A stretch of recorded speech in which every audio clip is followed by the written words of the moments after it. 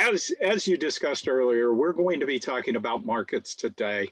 Markets really matter. It's important for us to always have the ability to have markets, share value, and you as farmers capitalizing from that value. Just a little couple of tidbits as we start off. Markets, as we said, definitely matter. Since 2014, the export trade value has been $1.273 billion for sorghum. In the census from 2007, 12, and 17, that value, that average value was 1.664. Again, you can see that the majority of trade is extremely important for us. As we look, we definitely understand that those trade values represent a large value coming back to you as farmers.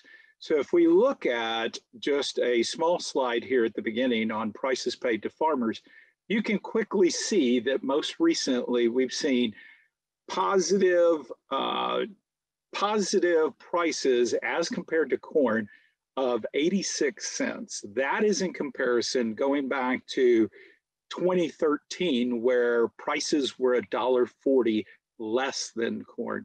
So again, markets play an extremely important role. Of course, we're going to talk a little bit about the export market, but the export market isn't the only market. We will be sharing a little bit more about other areas as well. You know, it's really important to have an understanding that markets matter and that they're centrally cored with the USCP's role and the desires of U.S. producers. It's important for us to look at the opportunity of driving demand. We need to look at options to make sure that you have more competition, that there's logistic channels that are available as we look at it, as we move forward, constantly building not only on price, but on the profit that you have that comes back to you on your market opportunities or your market sales. You know, the checkoff is important in the money that you invest. The dollars that you invest really go and tie into a strategic plan or the objectives into that strategic plan. Of course, right now, it's important for us to continue to increase value, maximize the potential for you as producers headed back for profitability, identifying and championing technologies, fostering knowledge, looking at increasing communication between market segments and or the value chain overall. You know, we work with a variety of different individuals as well. It's important for us to always point out that we have partners in this, whether those partners are the U.S. Grains Council that works very closely on the international side, and also state organizations that are trying constantly to get information back out to you as producers. Those are all things that are extremely important as we, as a checkoff, continue to move forward. You know, again, I can't stress enough about how important markets are and why they really matter. If we look at it here most recently, we all know about what's taken place, and this is just one of the examples that we have about what's taken place on the export side and also with prices overall. Here most recently in 2021, the purchases from the international side have been 233 million bushels. That right now represents roughly a little over 50% of the total crop. Of course, we've just started the marketing year. There's still a long ways to go. One of the interesting parts also is purchases have already been made for the coming marketing year. That's something that really hasn't happened. And we're going to talk about that here in just a bit as well. In the coming marketing year, there's already been almost 27 or a little over 27 million million bushels that have been purchased. Those bushels, again, that grain hasn't even been planted. So again, it tries to give you a better understanding of what's taken place. You know, how has that really transformed the marketplace? This is information from Ag Manager at Kansas State, but if you look at it overall, of course, many of you have seen this, you can quickly see that on 2/17 or February of 17 of 21, you can see those areas where the basis has been up to $1.65 on the positive side. I wanted to make sure that we pointed out the comparison of that looking only 1 year back. If we look at February of last year, February 19th of 2020, you can see that that basis was only on the plus side as high as 5 cents per bushel and as low as minus 80. This year on that 21, you notice that there is no negative in that. So again, quickly affecting the bottom line to you as a producer, as a farmer, looking to see how much that basis has actually built back into your value.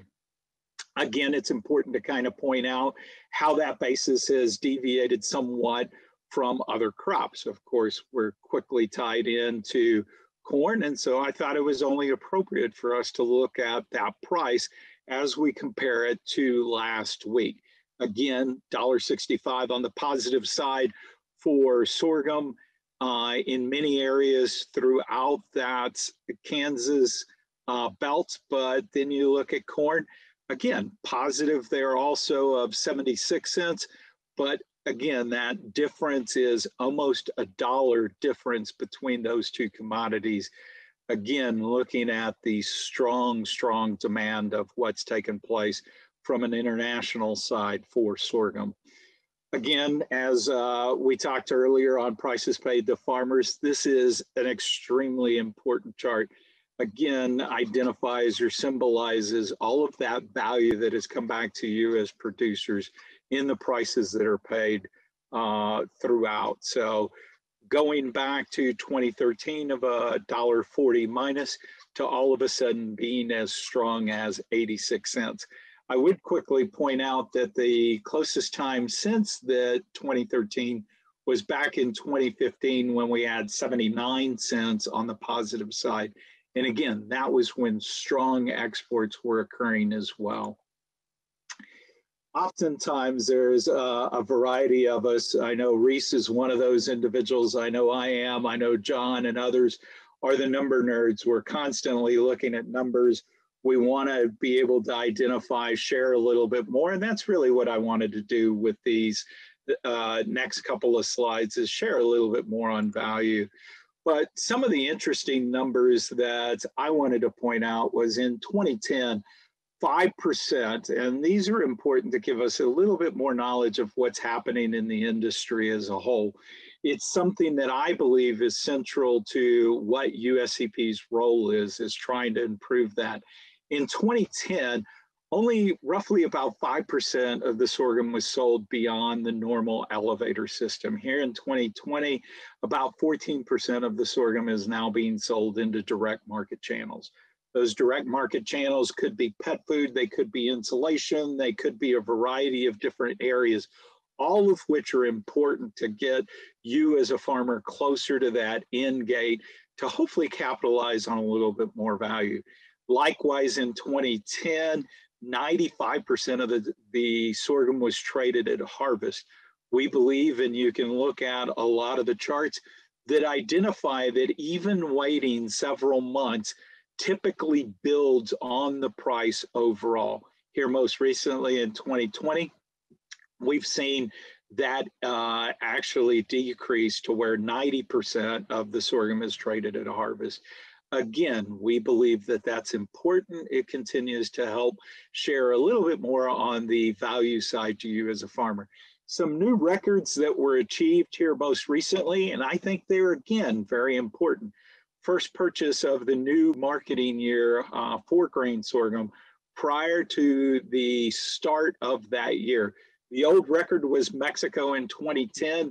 They started purchasing sorghum 6 weeks into the current marketing year for the future marketing year. In other words, they were buying sorghum 329 days prior to the next marketing year.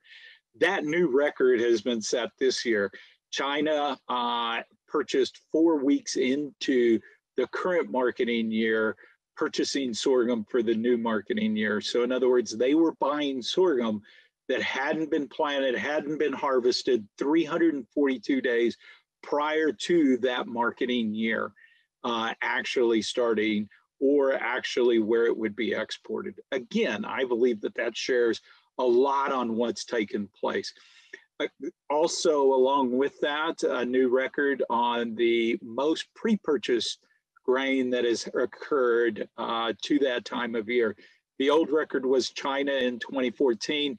By this time, they had purchased 11 million bushels. The new record right now stands this current year that they've already actually purchased 27 million bushels. Again, that 27 million bushels hasn't even been planted. So again, we believe that that demonstrates how strong that marketplace is today. You know, all markets matter. I know we've had a lot of discussion specifically on China. I know we've had a lot of discussion on what's taken place overall from the export market. All markets matter. There's a lot of emphasis that we constantly are putting into play, not only looking beyond the China market, but also beyond the international side. We do a variety of trials right now, looking at aquaculture, looking at the poultry industry, pet food, snacks, spirits, specialty markets. We're constantly trying to address some of those new marketplaces so that we continue to build markets, not only here domestically, but also on the international side. So it's important that we continue to address new markets as we move forward. So we're constantly looking as a checkoff to hopefully move those markets forward. I did want to introduce Reece and give Reece the opportunity to have a little bit more discussion about what's happening on the international side. Again, we work extremely closely with the U.S. Grains Council. Reece has been someone that we enjoy very much working with, and look forward to his discussion. Thanks, Florentino. I appreciate it. First, I'm going to start by talking about China a little bit more. Florentino discussed, how China is kind of the elephant in the room. You can see it on this chart when we compare it to, other importers of sorghum around the world, namely Mexico, some to Japan, as well as some food aid that we might do to Sudan and Eritrea. But a lot of that does go to feed, and there is a return for farmers. Obviously, Florentino showed the chart with the spread between corn. However, we do know that there are other markets out there that do have higher value. So right now we're looking at Chinese liquor promotion. So Baijiu is the most drank spirit in the world. We've teamed up with 10 companies strategically located all over China to try to get them some U.S. sorghum so that they can identify types and specialties and varieties that they like from the U.S. and begin to procure it at a premium value. When you're talking what kind of a premium value, well, it's serious.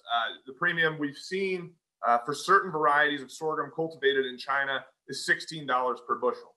The reason is it's a very expensive liquor. There's a lot of inelastic demand for it. And so people are buying it. They're paying lots of money for it, particularly as prosperity continues throughout the Chinese middle class.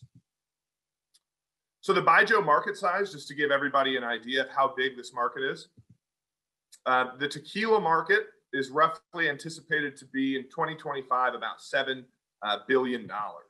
Then if we look at the vodka market, that's going to be roughly $66 billion by 2025. And then the whiskey market, which is the second largest spirits market in the world, is going to be roughly $87 billion. And then you have Baijiu, the king of spirits, the number one liquor in the world, projected to be almost $142 billion in sales by 2025. And it's a product that is steadily growing, again, as people collect more income throughout China. The next steps for us are going to be to procure some sorghum from farmers from Texas, the Texas Gulf Coast and Western Kansas, to be shipped out to those different wineries. We'll be shipping it to 3 wineries for a trial. So these varieties of sorghum were pre-identified during a study that we conducted in central China. Moving on, we look at the Mexico market.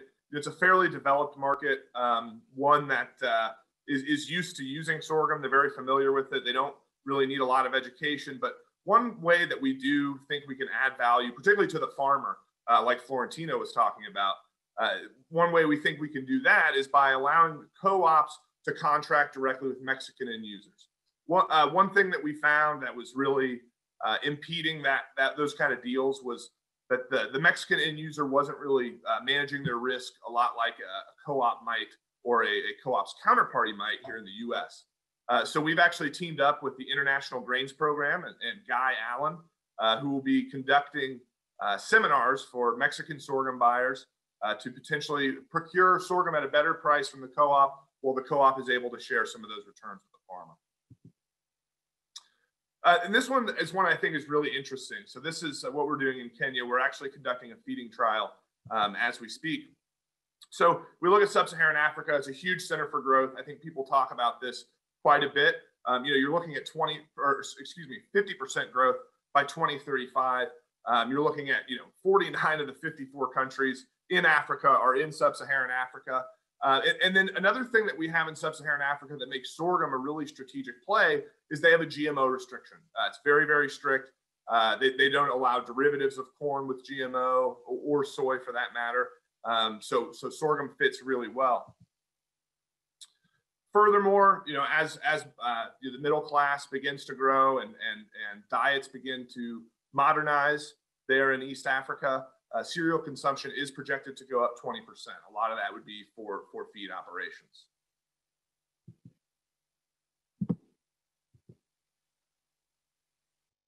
This is a potential premium market, again, because they are contracting non-GM corn. That is sort of the competing factor. So this is one I think is really interesting. Like Florentino said, all markets matter. And so if we can develop a new market that would potentially pay premiums over corn to the farmer, then that's probably a winner in our book. And so this potential premium market in East Africa is really, really important to us and really important that we continue to develop it. Furthermore, we've also got government backing. When you have government backing in East Africa, that's a very special thing. It's probably more momentum than we've ever had for sorghum in East Africa. So currently there are samples via the USDA's Quality Samples Program. Some folks down in South Texas out of United Ag gave us some help and shipped 60 super sacks, 61 metric ton super sacks across the Atlantic Ocean around the Cape of Good Hope to Kenya. And currently there is a feeding trial going on as we speak.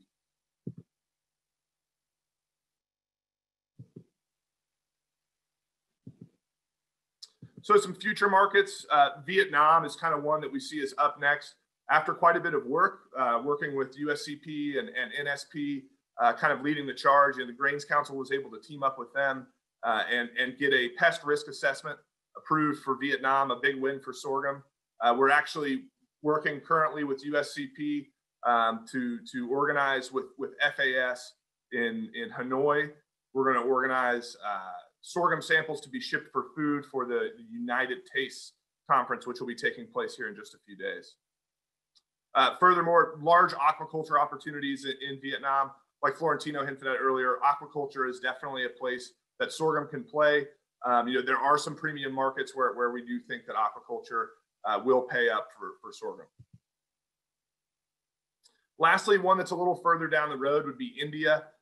India is a market that grows quite a bit of sorghum, so they do have reasons to be protectionist. However, their population is growing really fast. They do have a strong GM restriction, and they also are a net importer of cereal grains.